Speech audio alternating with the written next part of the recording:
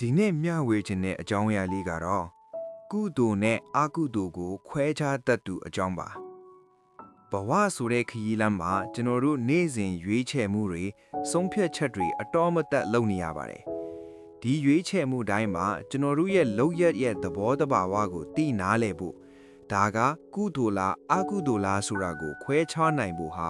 အယမ်းကိုအရေးကြီးပါတယ်ဒါဆိုဘာကိုအခြေခံပြီးခွဲခြားမလဲပထမဆုံးအချက်ကအကြောင်းတရားဒီလောက်ရက်ကိုဘာကြောင့်လုပ်တာလဲ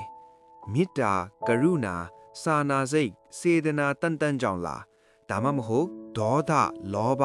မာနညူစုမှုအယောင်ဆောင်ခြင်းတွေကြောင့်လားစေတနာဟာလောက်ရက်ရဲ့ဗီဇဖြစ်ပါတယ်ဒုတိယအချက်က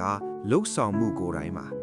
ဒီလောက်ရက်ဟာသူတစ်ပါးကိုဒုက္ခပေးတဲ့အန္တရာယ်ပြုတဲ့လိမ်လည်တဲ့လောက်ရက်မျိုးလားဒါမှမဟုတ်အကျိုးပြုတဲ့ကူညီတဲ့မှန်ကန်တဲ့ဖြောင့်မတ်တဲ့လုပ်ရမျိုးလား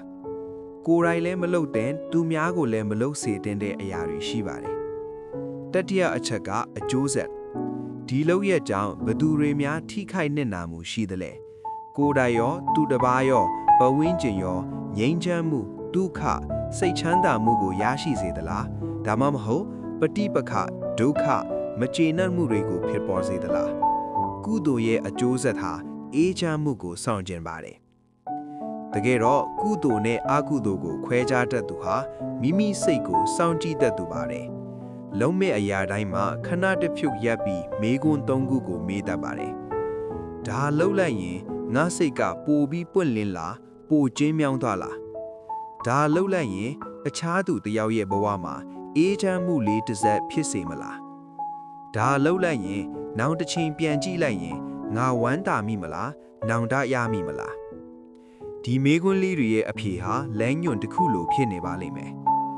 ကုသိုလ်နဲ့အကုသိုလ်ကိုခွဲခြားတတ်ခြင်းဟာကျင့်ဝတ်တစ်ခုတည်းအတွက်မဟုတ်ပါဘူးဒါဟာမိမိရဲ့စိတ်ချမ်းသာမှုအတွက်အနာဂတ်အတွက်စိုက်ပျိုးနေတဲ့အစိတ်တစိတ်လည်းဖြစ်ပါတယ်